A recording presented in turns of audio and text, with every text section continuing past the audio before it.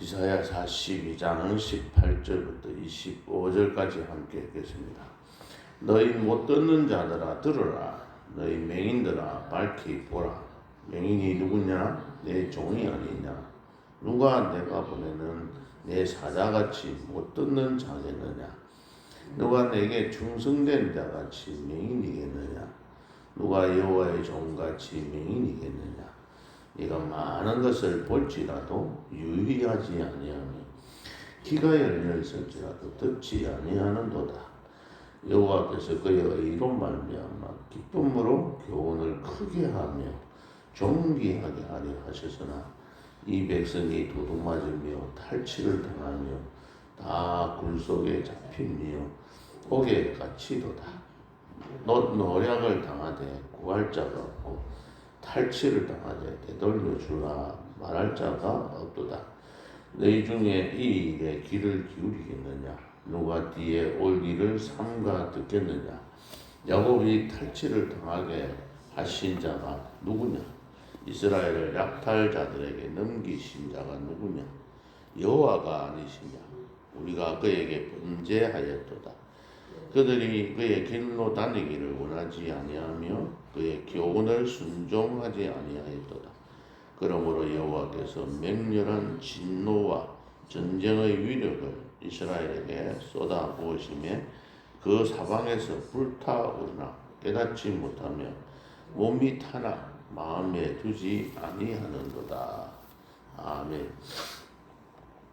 어제 이사야 42장 1절부터 17절까지 보였습니다.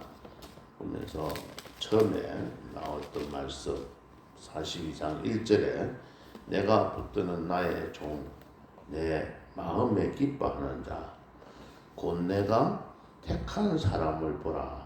내가 나의 영을 그에게 주었은즉 그가 이방에 정의를 베풀리라. 이 말을 지금 대부분의 사람들이 메시아 예수 그리스도의 탄생에 대해서 예언한 것이다고 해석을 합니다. 아마 이스라엘 사람들도 이사야 42장을 그렇게 해석을 하지 않았나 이렇게 생각을 합니다. 말은 무슨 말이냐면 이 말씀이 42장에 있는 이 말씀이 이스라엘의 지도자들에게 한 말이 아닌가. 자기들을 위해서 장차 올 메시아가 할 일이다고 생각을 하고 본인들이 정작 이스라엘 백성들이 그러한 자기들에게 주신 말씀이라고 생각하지 않았다는 생각을 하게 됩니다.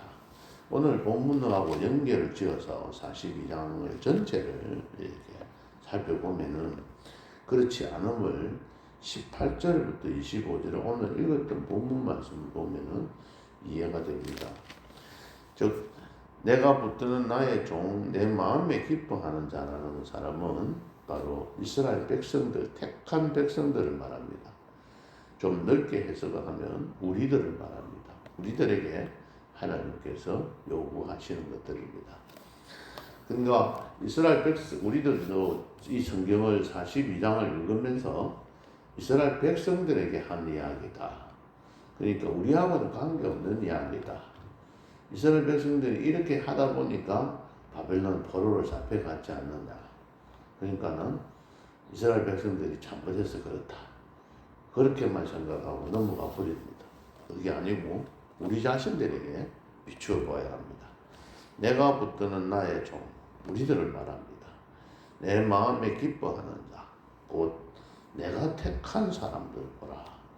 우리가 하나님께서 택한 사람들입니다. 그러므로 하나님이 택한 사람들은 어떻게 살아가야 하느냐?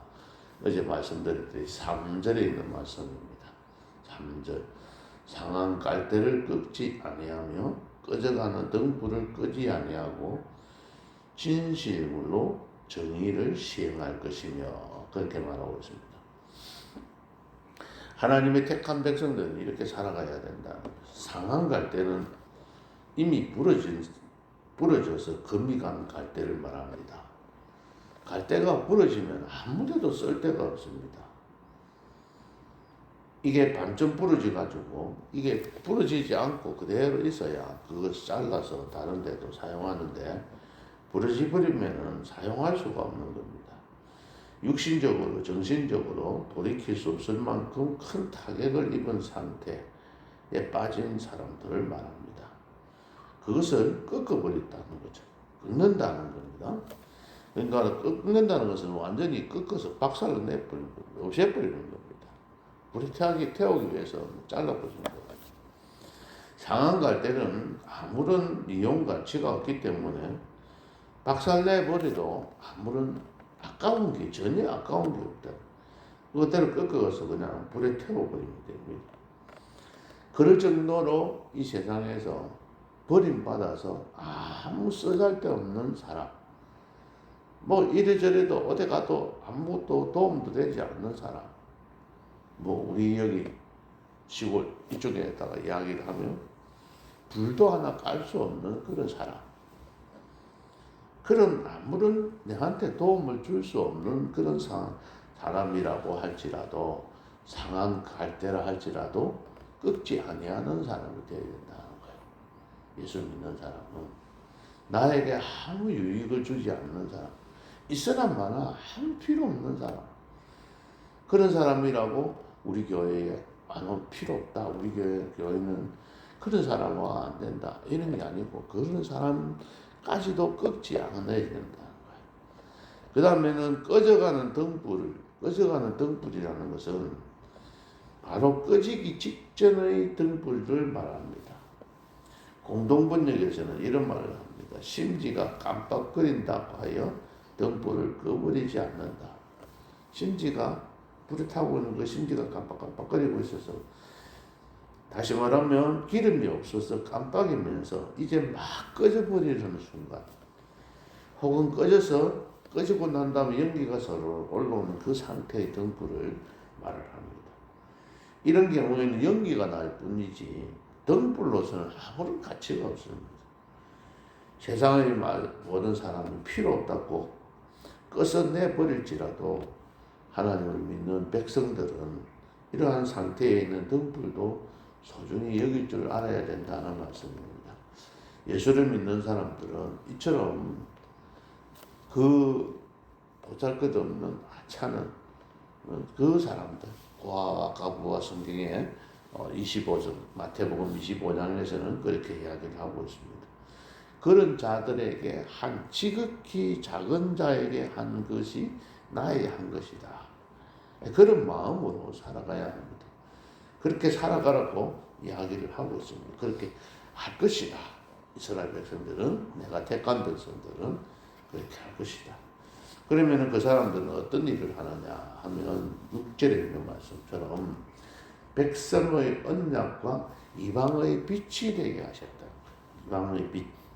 백성의 언약에 대해서는 좀 해석이 어려워서 생략하고 이방의 빛이 되는 사명을 주셨다는 거예요. 그래서 거기에 이방의 빛이 되면 어떻게 하느냐. 7절을 한번까지 읽겠습니다. 7절. 내가 눈먼 자들의 눈을 밝히며 갇힌 자를 감옥에서 이끌어내며 흑암에 앉은 자를 감방에서 나오게 하리라. 이 세 가지 일을 해야 된다는 겁니다. 이방의 빛이 된다는 것은 믿지 아니하는 사람들에게 빛이 되어서 그들에게 빛을 비추어야 됩니다. 이스라엘 백성들은 주변에 있는 국가에 있는 나라 사람들에게 빛을 비추어서 그들이 하나님을 믿게 만들고 그들이 하나님의 나라로 만들어서 그 나라를 확장해가는 것이 하나님께서 원하셨던 일들이었습니다. 그런데 이스라엘 백성들은 그 하나님도 자기들도 섬기지 않고 오히려 이방신들을 섬겼습니다. 그래서 이방의 빛이 되게 해서 눈먼 자들의 눈을 밝혀주라. 눈먼 자들. 눈이 멀었다는 것은 정상적인 생활을 할 수 없는 사람들.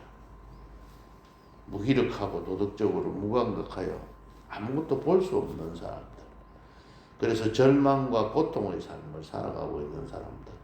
그런 사람들에게 생명과 희망의 빛을 가져다 줘야 된다는 것. 그리고 갇힌 자. 여기서 갇힌 자는 노예, 죄수를 말하기도 하는데 영적으로 갇혀있는 사람들. 자기들이 그 어떤 지금까지 해왔던 그 습관들에 사로잡혀 있는 거예요. 그러니까는 지금까지 제사를 지내왔는데 교회 가니까 제사를 못 지내도 가서 그래서 조상을 섬기지 못할까 싶어서 교회 안 나오는 거 이런 것들은 그 틀에 갇혀가지고 헤어나오지 못하는 거예요. 예수를 믿는 사람은 안 갇혀 있을까요? 예수를 믿는 사람도 이 성경에 나오는 율법의 말씀에 사로잡혀가지고 거기서 헤어나오지 못하는 사람들도 있어요. 그것을 자유하게 해주신다. 그것을 그 감옥에서 이끌어내야 된다. 세 번째는 흑암에 앉은 자들. 흑암이라는 것은 칠흑같이 어두운 밤. 우리가 밤에 보면은 밝은 밤도 있고 또 달이 뜨는다 밤도 있지만 특별히 그날은 굉장히 컴컴한 그런 밤도 있잖아요. 그런 어두운 밤, 슬픔이나 불행을 당해서 파멸에 이르게 된 상태, 그의 삶이 흑암에 사로잡혀 있는 그 상태. 그래서 결코 나올 수 없는 어두움에 갇혀 있는 사람들, 그런 사람들에게 우리가 다가가서 그들을 구해주는 겁니다. 우리 주변에 있는 사람들 보면 참 이런 사람들이 있잖아요. 같이 믿는 예수 믿는 성도들이라도 왜 저렇게 생각할까? 왜 저렇게 빨리 신앙에 좀 말씀이 뿌리가 내리지 못해서 자라지 못하고 옛날이나 지금이나 조금 더 변함이 없고 그런 사람들, 우리 그런 사람 많이 보잖아요. 그죠? 이런 사람들이 눈먼 자고 이런 사람이 갇힌 자고 이런 사람이 흑암에 앉아있는 사람들, 이 사람들을 인도해야 됩니다. 무엇이 되어서? 내가 빛이 되어서 그 사명을 여기서 이 성경을 해석을 하면서 예수님을 말했다. 예수님이 이렇게 해줄 거다. 이렇게 생각하고 나는 안 해도 된다. 이 생각을 하고 그게 아니고 우리 모두가 이스라엘 백성만 하는 게 아니라 우리 모두가 이런 일을 해야 된다는 거예요. 그래서 그렇게 하라고 그랬는데 오늘 본문 말씀은 이 사람들이 보지도 못하고 18절 보면 들으라 밝히 보라 이랬잖아요. 듣지도 않고 보지도 않는 거예요. 그리고 25절에 보면 깨닫지도 못하며 그랬어요. 그리고 마음에 두지도 아니하는도다 그랬습니다. 그러니까 하나님의 말씀을 듣지도 않고 보지도 않고 깨닫지도 않고 마음에 두지도 않고 눈과 귀가 모두 닫혀버린다. 그래서 하나님께서는 그들을 기쁨으로 교훈을 하는 21절에 보시면 여호와께서 그의 의로 말미암아 기쁨으로 교훈을 크게 하며 존귀하게 하려 하였으나 하나님께서 그렇게 존귀하게 우리를 만들어 주려고 했다는 거예요. 그런데 24절 그들은 하나님께 범죄하여 그의 길로 다니기를 원하지 아니하고 그의 교훈을 순종하지 아니하였다. 하나님의 택함을 받은 이스라엘 백성들, 하나님의 부르심을 받은 우리들이 하나님만을 섬기고 하나님과 연합하여 하나님께서 세우신 법도 그 말씀을 잘 가르친 대로 지키면서 행해야 하는데 그 교훈을 순종하지 않는다는, 듣지 않는다는, 말 안 듣는다는 말은 무슨 말입니까? 말을 듣고 그 순종하는 것까지를 말하잖아요. 그것을 말을 안 듣는다, 애들 보고 말 안 듣는다 하는 말은 시킨 대로 안 한다는 말이죠. 그죠? 그래서 이스라엘 백성들이 그렇게 살았습니다. 그 실패하는 원인이 무엇에 있습니까? 바로 우상숭배에 있습니다. 우상숭배는 하나님을 버리는 게 아니고 하나님도 섬기고 세상의 신도 섬기고 세상도 바라보고 이 양다리 걸쳐 있는 것을 우상숭배라고 하는 겁니다. 모세로부터 선지자들에 이르기까지 하나님의 사람들은 한결같이 우상을 숭배하지 말라고 그렇게 이야기를 합니다. 지금도 말씀을 통해서 우리에게 말씀을 하고 계십니다. 그런데 우리들은 이 땅의 번영과 다산, 쾌락, 그리고 성공 이런 것들을 바라보고 계속해서 그것을 주는 것을 쫓아가는 것이 우상숭배라. 결국은 이렇게 우상숭배하면은 수치를 당하게 되고 우상처럼 헛된 것이 되고 마는 것입니다. 우리들의 삶이 잘 안 되고 힘들고 어려우면은 그것이 바로 우상숭배한 결과라고 그렇게 생각하시면 오해도 될 겁니다. 그래서 그 결과 어떻게 되었습니까? 여호와께서 맹렬한 25절 맹렬한 진노와 전쟁의 위력을 이스라엘에게 쏟아부었습니다. 사방에서 불타오르게 하여 몸이 타게 내버려 두었습니다. 도둑 맞게 하셨으며 22절을 보시면 도둑을 맞게 만들었고 탈취를 당하게 만들고 굴속에 잡히게 했고 옥에 갇히게 하셨습니다. 그리고 더 처량한 것은 노략을 당하였으나 구할 자가 없고 탈취를 당했지만은 되돌려 주라고 말하는 사람도 없었다는 거예요.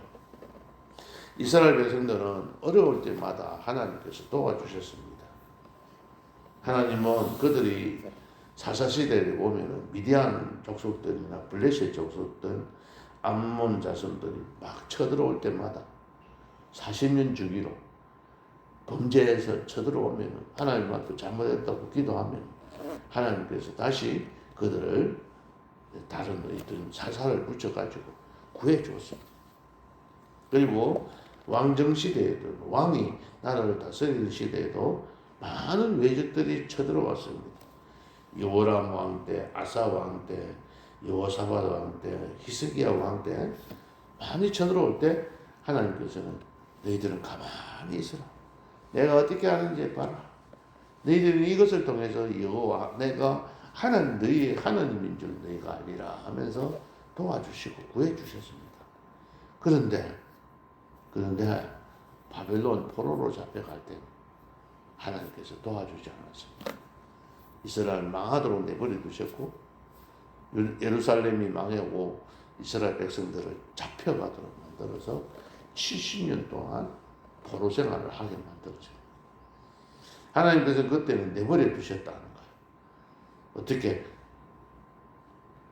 너희들이 있을지라도 누가 와서 되돌려 주라고 말할 자도 없다.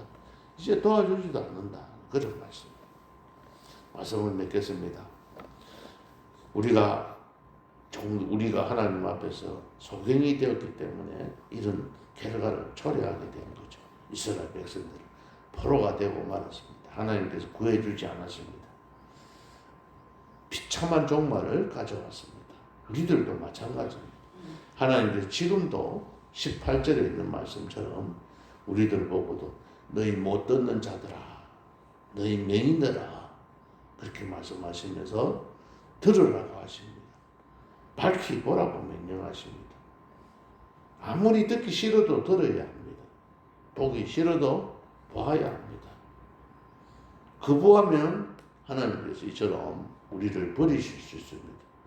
하나님의 말씀을 우리가 듣고 봐야 합니다. 그래서 우리가 이 땅에서 살아가는 날 동안 우리의 습관, 우리의 성격, 성질 이런 것들은 바꾸어 줄 수가 없어요. 이게 아무리 노력한다고 해서 바꾸고 갈 수가 없습니다. 할 수 있는 방법 하나는 기도와 말씀을 묵상하는 것을 생활하는 밖에 없습니다. 그렇게 함으로 해서 조금씩 변화되어 가는 것이지 완전히 내 자신을 고칠 수가 없는 겁니다.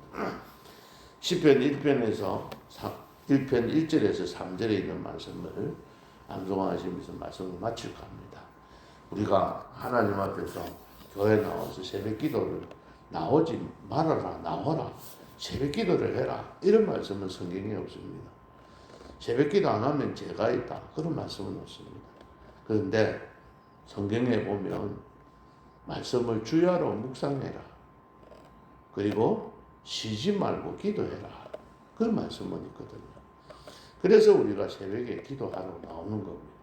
일상에서 생활하다 보면은 우리가 잊어버리고 말씀도 제대로 읽지도 못하고 또 기도도 제대로 할 수가 없으니 새벽에 하루를 시작하는 이 시간에 나와서 기도하고 생활하는 이 기회를 하나님께서 주시는 것이니까 이 기회를 잘 활용하라는 말입니다.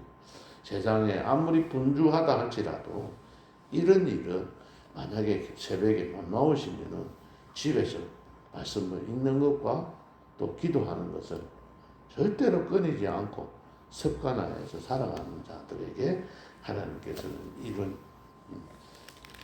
이와 같이 하나님 우리가 이런 걸 그대로 실천할 수가 없지만 그러나 우리가 그 가운데서 하나씩 하나씩 이렇게 뉘우치고 또 회개하고 점점 성화되어가는 그 과정을 하나님이 요구하시는 겁니다.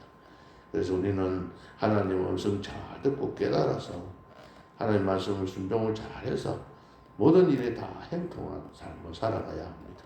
시편 1편 1절부터 3절까지를 암송하고 말씀을 마치도록 하겠습니다. 복 있는 사람은 악인들의 길을 따르지 아니하며 죄인들의 길에 서지 아니하며 오만한 자들의 자리에 앉지 아니하고 오직 여호와의 율법을 즐거워하며 그 율법을 주야로 묵상하는도다. 그는 시냇가에 심은 나무가 철을 따라 열매를 맺으며 그 잎사귀가 마르지 아니함 같으니 그가 하는 모든 일이 다 형통하리로다. 하나님 오늘도 우리 말씀을 통해서 들으라. 듣지 않는 너희들아 들으라. 너희들이 영적으로 맹인이 된 눈먼 장님들아 밝히 눈을 떠서 보라고 말씀하고 계십니다.